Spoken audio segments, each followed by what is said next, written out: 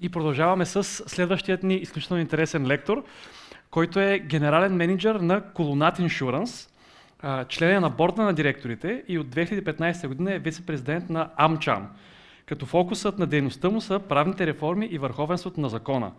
И едно интересно нещо, което прочетох за него, и преди да ви го кажа, някой от вас има ли, който менажира бизнес, в който има повече от една локация? Или хора, които работят на повече от едно място? По някакъв начин. Супер, значи някой от вас блъсквал ли се с казуса за това, че хем искаш да имаш някакви стандарти, които всички искат да следват, хем на място хората имат някакви добри идеи, които искаш да ги вземеш, да ги приложиш. Има ли някой, който не случвало това? Супер, ами той това е направил, той е приложил децентрализиран модел, който балансира локалните решения с общите стандарти, така че се споделят добри практики. Така че моля ви за силни аплодисменти за Венислав Йотов.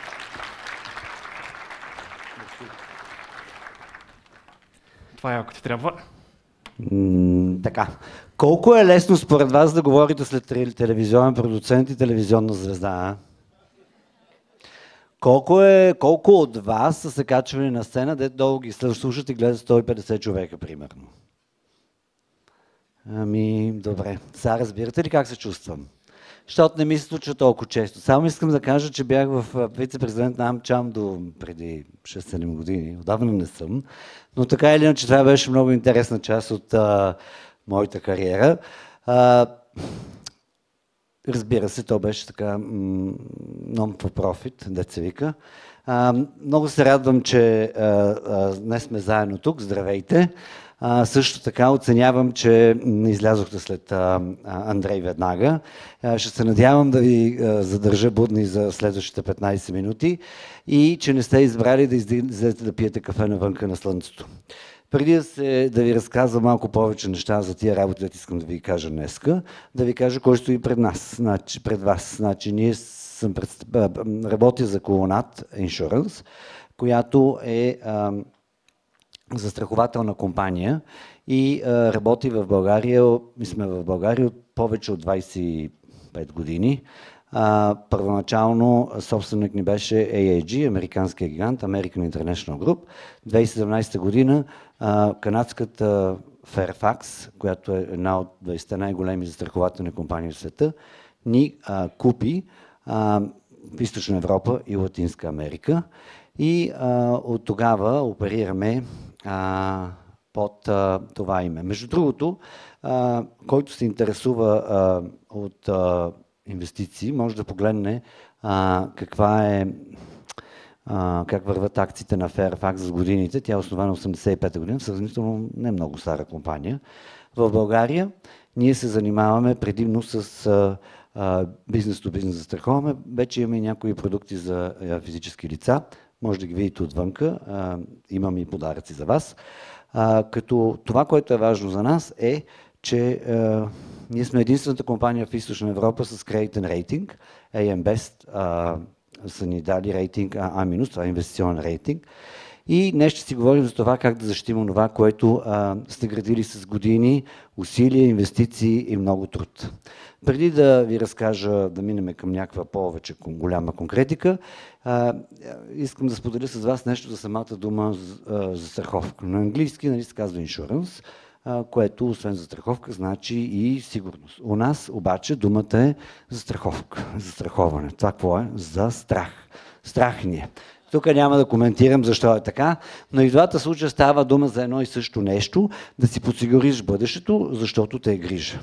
И днес сте тук вие, защото също ви е грижа как да продавате, но и аз ще ви покажа как да се защитите вашия бизнес, за това как да растете повече, да печелите и да се развивате. В днешния свят, където всичко се случва с такава скорост и такава доза несигурност и непредсказуемост, единственото нещо, което така е сигурно, е въпросът не дали, а кога ще ви случи някакъв проблем. И нека ви задам няколко въпроса. Колко от вас са си написали на един лист, кои са вашите рискове пред бизнеса, например? Една ръка. Добре, А2. Браво!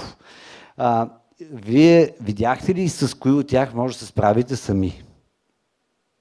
Да, една ръка. Чудесно. Кои рискове са извън вашия контрол? Със сигурност сте видяли, нали така? Така, бизнес рискът е този, който като го поемете, изкарвате пари, изкарвате печалба, купувате си кола, апартамент и така нататък. Но има такива рискове, които можете да елиминирате или да контролирате с процеси и процедури. Един пример ще ви дам. Преди 5-6 години имаше една катастрофа на Доломитите. Какво се беше станало? Капитана на самолета излязъл от кабината, втория пилот се беше заключил, но понеже бил в депресия, се блъсна в Доломитите. Какво се случи след това? Вече не може да остава сам пилот в кабината и се заключва. Като излезе единия, влиза стюардес. Така може да се контролирате нещата. Някои от вашите рискове да не ви обърнат колата. Има други обаче, които вие не можете да ги контролирате. Кога ще стане пожар, земетресение и така нататък. И това са рискове, които вие може да прехвърлите на нас, застрахователите. Ние поемаме рискове. Разбира се, искаме пари за тази работа, но то без пари нищо не става, както знаете, в днешно време. Много често виждаме ситуации, в които бизнесът е подготвен за всичко, с изключение на това, което наистина в крайна сметка се случва. Помислете защо банката ви иска застраховка, като си вземете кредит, или като сключвате договор с някоя чужда компания, те пак ви искат някакви покрития за страховка, това е защита за тях, ама и за вас. И това не е формалност. Така, ако започнем набързо с имуществото, онова, което виждате и пипате, машините, сградите, офисите, нали, там може да направите много неща, да имате охрана, камери и така нататък, противопожарни системи. Обаче, ако стане едно късо съединение, имате една машина, дето произвежда, тя вземе, че изгори основен агрегат. Добре, поръчвате си резервна част, ама той идва след 6 месеца. Вие имате 5 работника, които работят около машината, трябва обаче да върват заплати, осигуровки, най-вероятно, ако искате да са нормални бизнесмени, лихви, нямате печалба по това време, защото не работите, губите договори и така нататък. Значи запомнете, че имуществената застраховка не ви покрива само материалните загуби, но и загубата на печалба и на бизнеса. Или сте наемател в офис града, зимата, оставили сте отворен прозореца през уикенда, тръба се спуква, наводнявате 2 етажа надолу, не дай си Боже някое сървърно помещение, много пари.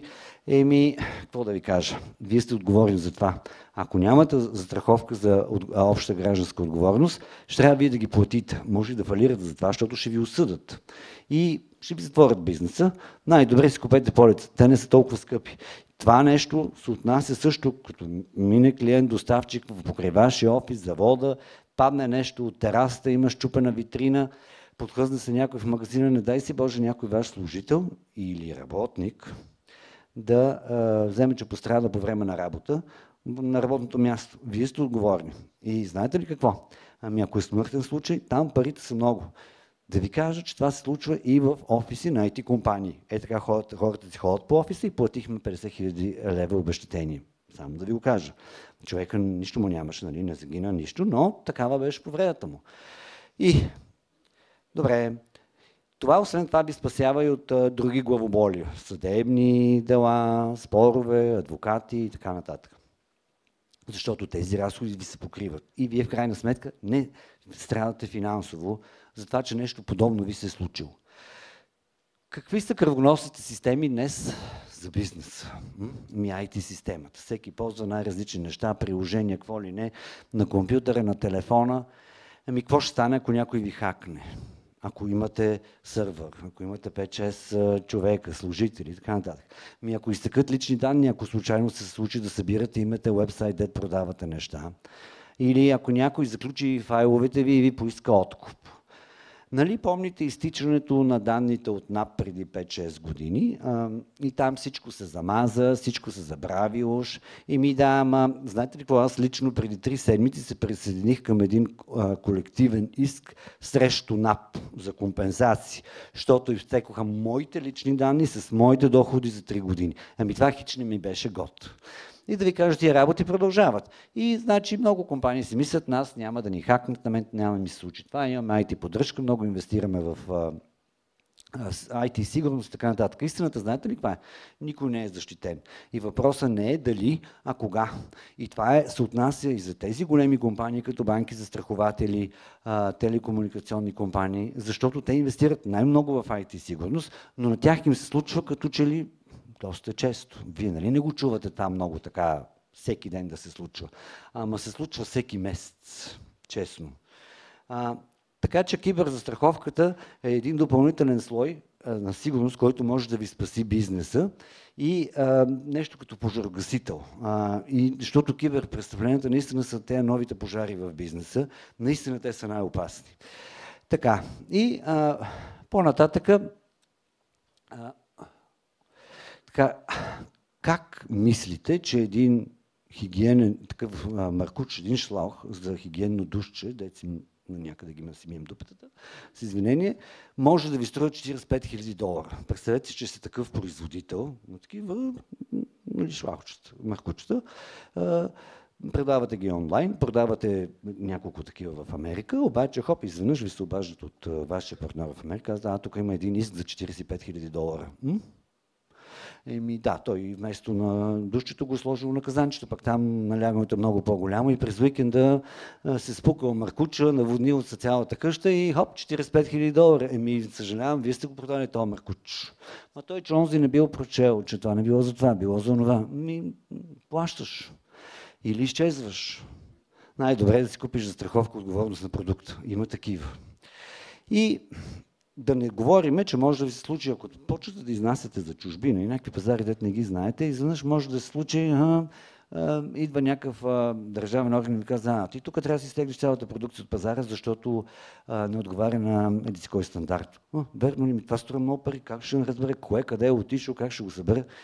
Това също има. Тази застраховка може да ви помогне. Така. И сферата на услугите вече над 50% от брутния вътрешен продукт, вероятно над към 70 дори. Услугите се извършват от различни професии. Вероятно повечето от вас правят някакви услуги, нали? Така, за да си изпечели да изкарвате парите. Колко от нас не правим грешки? Ми всички правим грешки. Така, и сега ще ви дам няколко такива примера, които вие може да си ги адаптирате за вашия бизнес и да разберете, да се замислите дали всъщност наистина ви е необходимо такова покритие. Значи, адвокатска кантора работи по една сделка, ваша сделка, обаче се оказва, че някакъв документ е фалшив и какво сега? Сделката пропада, ама вие сте инвестирали едни пари, губите едни други пари и казвате на адвоката, виж какво, нали, ти тук къде гледа? И аз сега да ми ги дадеш тия пари, адвокат каже, аз имам един апартамент и нищо нямам. Така че ако той обаче имаше застраховка професионална отговорност, тя ще да покрие вашите загуби. Има един още по-стряскащ пример. Представете си, че си купите един апартамент за 300 000 евро и при нотариус се изповядва сделката, обаче сделката, понеже той нещо не е видял, изведнъж пада. Вие оставате без нов апартамент, без 300 000 евро и вероятно сте взели и кредит. Кофти работа. Не, вижте сега, нотариусите имат задължителни полици, ама за 50 000 лева. Нотариуса може да има някакво имущество, да отидете да го осъдите, ако има въобще имущество, защото може да го прехвърли всичкото на децата междувременно и докато мине делото, може да си възстановите 30 000 евро, ама надали. Нотариусите имат такива полици за професионална отговорност, които могат да платят вашите загуби. Това са всичките загуби на трети лица, не на нотариусите, за да може вие да бъдете възмездени. Или друг пример. Значи всички тук ползваме най-различни софтуери, включително за апдейти, нали, счетоводни, данъчни, най-различни, но всички ползваме счетоводни програми и вашия счетоводител си апдейтнал програмата, която те ви правят и данъците, обаче изведнъж се оказва, че апдейт е грешен, данъчните идват след 5 години, викат, я чакай, тук не сте си платили данъците, я тук тая глоба, я тук да платите тия лихви. Застраховката на IT фирмата изплаща щетите, ама ако я имате тази застраховка. И разбира се, ако има достатъчно лимит. В развитите пазари повечето компании, които предоставят услуги, имат такива застраховки. У нас почти никой, освен ако контрагентите не ги поискат. Но това може да ви срути бизнес. Банките още не са стигнали до там да знаят, че ако предоставят кредит на една фирма, която предоставя най-вече услуги, всъщност техният най-голям риск не са столовете, компютрите и бюрата, ами е професионалната отговорност на техния клиент. Така, и сега да ви питам, колко от вас, защото видях одеве, че има много хора, дето са менеджери или са собственици на компании. Обаче, колко от вас знаят каква е материалната отговорност на един директор или управител на фирма? И има ли въобще такава? Леле, няма ни една ръка. Сега ще ви кажа, в нашия търговски закон пише, че тази отговорност е неограничена. Не само в България, но всякъде по света е така. В тези белите държави, разбира се, Нигерия, не знам как е. Въпросът е, сега ще ви дам един пример. Имате партньори, вие сте един от съдружниците, сте управител, представлявате всички останали, решавате да разширите бизнеса, не се получава, съдружниците ви съдят лично за това, че не се е получило.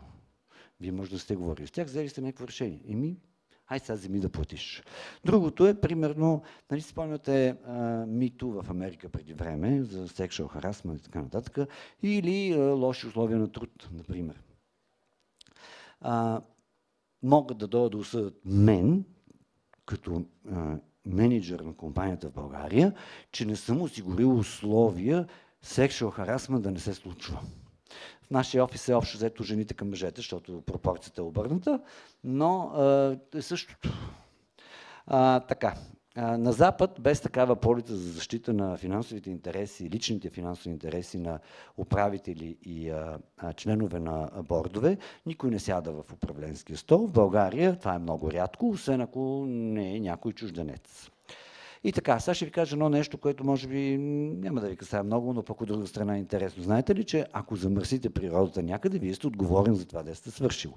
И трябва да го възмездите, да го изчистите, ако има някой пострадал, да му платите страданията и болките. Но ще ви дам един прост пример. Имате един камион или два камиона, обаче той вземе, че катастрофира в Австрия, обърне се, разсипа се товара, двата резервуара с нафта се разлеят и изведнъж идва полицията, там линейки, пожарната и казват, тук 30 000 евро за да почистите. Верно, има как 30 000 евро? Ами аз имам един камион. Той даже е на лизинг. Това е положението. В смисъл, живеем в доста сложен свят и тук дори не казваме какви са регулациите на Европейския съюз по повод замърсяването. Защото, разбира се, може да се случи някоя производствена компания заради производствена авария да изтече нещо в реката. Вие знаете, умрели рибки, какво се събира и какво се почва да се случва. Но вие трябва да го възмездите хората, да го изчистите и да го оправите. Това струва пари. За по-малките компании е доста трудно. Всички си мислят, че големите могат да се справят, ама те пък, понеже могат много да изцапат и на тях има много трудно да се справят, така че те си купуват такива полици, колкото и невероятно да ви звучи това. Така, вече Андрей говори преди малко, което аз, честно да ви кажа, много поддържам тяхната кауза и много им се радвам, защото те са така, едно предишно поколение преди мене, защото хората наистина са най-ценни активи в една компания. Ви струват толкова много машините, ни сградите, нито офисите, нито компютрите, нито нищо. Екипът ви. Това са хората, които бутат компанията и движат компанията напред всеки ден. И тук не говорим за социална отговорност, ами за бизнес стратегия. Защото компаниите, които инвестират в сигурността и добруването на хората си, не просто имат по-лоялни служители, те привличат по-добри кадри и задържат тези, които най-много ценят. В България, ако служител пострада или е болен за по-дълго време, както знаете, се взима болничен. Обаче НОИ не изплаща 100% от възнаграждението му, нали така? Значи, дори да имаш медицинска застраховка, която да ти помогне като ходиш по болници и да си купуваш включителни лекарства, ама твоят доход е по-малко от това, дето е нормален. Не стига, че не ходиш на работа, трябва и с децата се занимаваш и жената и така иначе, нямаш достатъчно пари. Точно тук помага допълнителната застраховка за злополука и заболяване. Тя покрива този финансов недостиг. Ако вие пътувате в чужбина или ваш служител пътува в чужбина, не трябва да си вземете застраховка за пътуване в чужбина, защото там стават доста неприятни неща. Струва адски скъпо. Една линейка от Франция до България, за да ви докара, е 30 000 евро. И е важно да знаете какви лимити си купувате. Не само да си купите застраховка, защото трябва да имам застраховка. Не е достатъчно. Така, ние тези неща ги правим. Много добре ги разбираме и ги знаем. Само искам да ви кажа едно нещо и съвсем скоро ще свърша, ако съм ви доскучал. Един от основателите на Fairfax, премлад, той е индиец и е християнин. Много интересен човек. На него му казват канадския Уорън Бъфет. Той всички ни учи така и ние се опитваме да го прилагаме и в България, и във всичките държави, в които оперира Fairfax. че ако ти се погрижиш за служителите, те ще се погрижат за клиентите и така и акционерите в крайна сметка ще са доволни и щастливи. Знаете ли колко е просто? Ама то е верно. И тук не е някакъв такъв корпорат булшит, който много сме чували, нали? Аз съм чувал много. Поне, но това е верно и може да се случи. Има такива компании, които се случват, така че аз ви окуражавам наистина това да правите, защото то се възвръща. Това е инвестиция в хората. Това е най-добрата инвестиция, която можете да направите. Така, за заключение, свършвам вече. Няма да ви тормозя повече. Застрахователната програма на една компания, на една фирма, малка, голяма, средна, всякаква, в услугите, производствена, не е разход, а това е стратегия. Защото в свят, в който несигурността е единственото сигурно нещо, печелят тези, които планират напред. Така. Не е въпроса, ако нещо се случи, а въпроса за да се случи всичко, което сте планирали, да си помислите какви сте ви рисковете, двамата души в залата, мисля, че бяха две дами. Напишете си рисковете, вижте какво може да оправите, какво може да елиминирате, какво да контролирате, другото дете не може да го контролирате, го прехвърляте на застрахователите, на нас. Това е нашата работа. Заповядайте отвън на нашия щанд, всеки от тук ще получи безплатна застраховка от Колонат и разни други подаръци. И не забравяйте, когато мислите за рисковете си, ние сме тук да ви помогнем, да ги подредите. Това е нашата работа. Много ви благодаря за вниманието. Имате ли въпроси?